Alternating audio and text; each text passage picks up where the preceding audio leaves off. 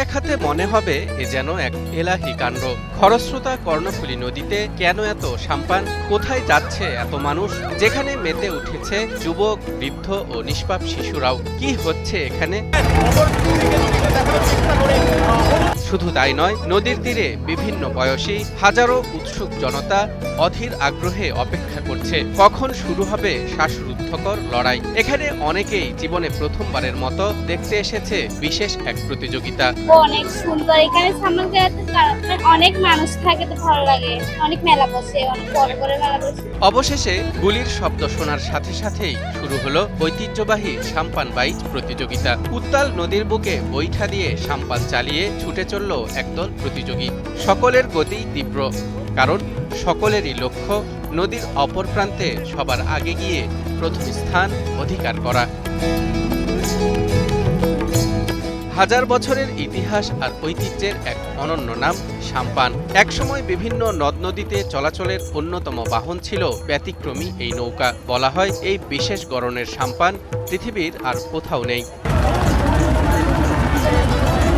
চট্টগ্রামের ঐতিহ্যবাহী এই সাম্পানকে ঘিরে রচিত হয়েছে বহু গান ও কবিতা, যেখানে এই সাম্পানওয়ালারাই বারবার হয়ে উঠেছেন প্রধান চরিত্র। কিন্তু কালের বিবর্তনে জৌলুস হারিয়েছে এই সাম্পান আর সাম্পানওয়ালারা। পরিসংখ্যান বলছে মাত্র এক যুগ আগেও যেখানে প্রায় 2000 সাম্পান চলত যান্ত্রিক নৌকার ভিড়ে, আজ তা নেমে এসেছে মাত্র কয়েকশোতে।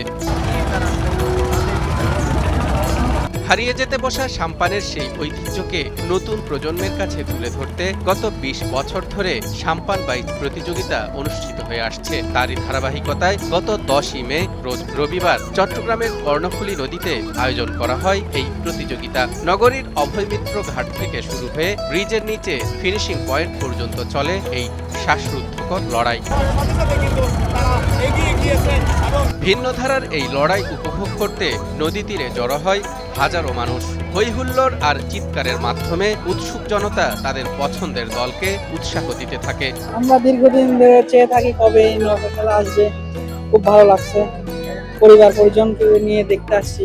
এবারের প্রতিযোগিতায় অংশ নেয় চট্টগ্রামের বিভিন্ন অঞ্চলের 11টি শক্তিশালী দল। প্রবল গতি আর কৌশলের লড়াই শেষে প্রথম স্থান দখল করে নেয় ঈশানগরের কর্ণফুলী হস্তচালিত বড় সাম্পান সমিতি।